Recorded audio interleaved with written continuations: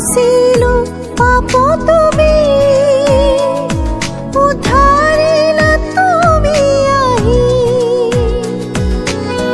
অভয়ৰ নিশ্চয়তা পালো অনন্ত জীৱনৰ ভাগী হলো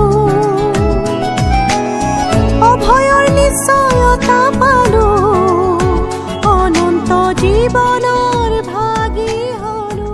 প্ৰভু যীশু খ্ৰীষ্টৰ সৰ্বশ্ৰেষ্ঠ নামত আপোনাক অভিবাদন জনাইছোঁ। পবিত্ৰ বাইবেলৰ জোহনে লিখা শুভবাৰ্তাৰ 14 অধ্যায়ৰ 15 পদত আমি এনেদৰে পঢ়িবলৈ পাওঁ, তোমালোকে যদি মোক প্ৰেম কৰা তেন্তে মোৰ আজ্ঞাবোৰ পালন কৰিবা। আমি কাৰ প্ৰতি প্ৰেম ৰাখোঁ? পৰিয়ালবিলাকৰ প্ৰতি, বন্ধুসকলৰ প্ৰতি, আমাৰ সম্পৰ্কত থকাসকলৰ প্ৰতি।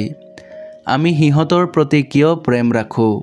কাৰণ আমি জানো যে দুখৰ সময়ত সিহঁতে আমাক সহায় কৰিব, আমাৰ কঠিন পৰিস্থিতিত আমাৰ লগত থাকিব। এনে নকৰা যদি কোনোবা আছে তেন্তে আমি তেওঁৰ পৰা দূৰত থাকোঁ, নহয়নে? প্ৰভু যীশু খ্ৰীষ্টক আপুনি কিয় প্ৰেম কৰিব?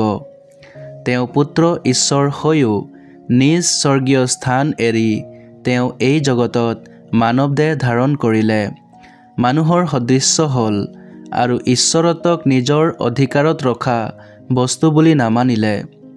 পাপী মানুহক উদ্ধাৰ দিবলৈ আৰু তেওঁ যাতে নষ্ট নহয় সেয়েহে প্ৰভু যীশু খ্ৰীষ্টই মানুহৰ বোজা নিজৰ ওপৰত লৈ বলিদান হ'ল আৰু তেওঁ বোৱা তেজৰ কাৰণে তেওঁ সিহঁতৰ বাবে এক প্ৰায়শ্চিত্ত স্বৰূপ হ'ল।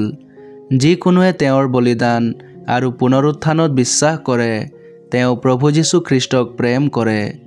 প্ৰভুক প্ৰেম কৰাবিলাকে তেওঁৰ আজ্ঞাবিলাক পালন কৰে আৰু প্ৰভুৰ চৰণত তেওঁ আশ্ৰয়ৰ স্থান পায়। আপুনিও যাতে প্ৰভুত বিশ্বাস কৰিব, ঈশ্বৰৰ ওচৰত আমাৰ এই প্ৰাৰ্থনা।